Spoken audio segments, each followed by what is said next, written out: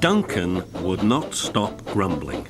He grumbled that he wasn't polished enough. He grumbled that he was overworked. Most of all, he grumbled about the passengers. "I'm ashamed of you, Duncan," said Skarloey. "Thank goodness Rheneas is coming home soon. Perhaps he'll teach you some sense before it's too late." "What has Rheneas to do with me?" "Rheneas saved our railway," replied Skarloey. "Please tell us about it," said Peter Sam.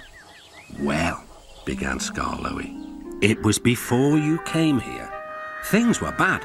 Rheneas and I had to keep the trains running, or our railway would have to close." "How awful," murmured Peter Sam. "I tried hard," continued Skarloey, "but my old wheels ached. Rheneas understood. 'It's my turn now,' he'd tell me. He was often short of steam, but he always struggled to a station and rested there. 'I mustn't stop between stations,' he'd say. 'The passengers wouldn't like it.'" "Sure," huffed Duncan. He had stopped on a viaduct and hadn't cared at all. "Passengers," continued Skarloey, "get cross if you stop at the wrong places. Rheneas stopped in a wrong place once, and this is what happened." One wet and windy afternoon when the rails were damp, Rheneas was travelling home with a full train. There were even passengers in the guard's van. It wasn't a comfortable ride at all. Rheneas's wheels kept slipping, and it was a steep climb.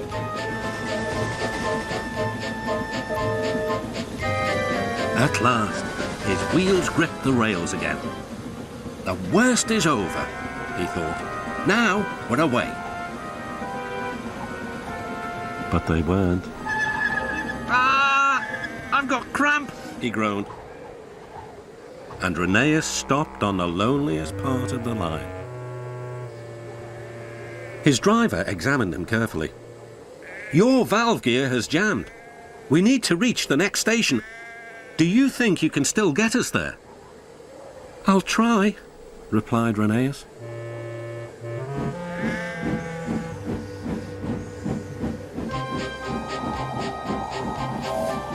Rheneas did his best.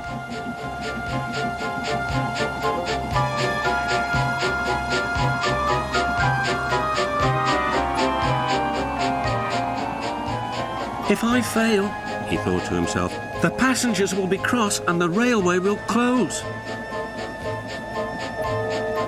Everything blurred. He was really too tired to make another turn of his wheels. But he did. And another, and another, and another. Finally, tired but triumphant, Rheneas reached the station. "I'm here at last," he wheezed. "Thank you for getting us home," said the passengers. "We'll tell all our friends what a fine railway this is." His driver was delighted. "You're a gallant little engine," he said to Rheneas. "When you're rested, we'll mend you so you'll be ready for tomorrow." And, smiled Skarloey, Rheneas was always ready for tomorrow. "Thank you for telling us about him," whispered Duncan.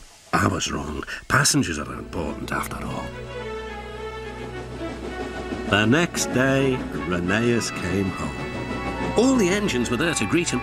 Edward pushed his truck to the siding where he was lifted onto his rails. This was the signal for a chorus of whistles from engines large and small. Everyone was happy, and Rheneas was the happiest of all. "You know," he whispered to Skarloey, "this helps a little engine to feel that at last he has really come home."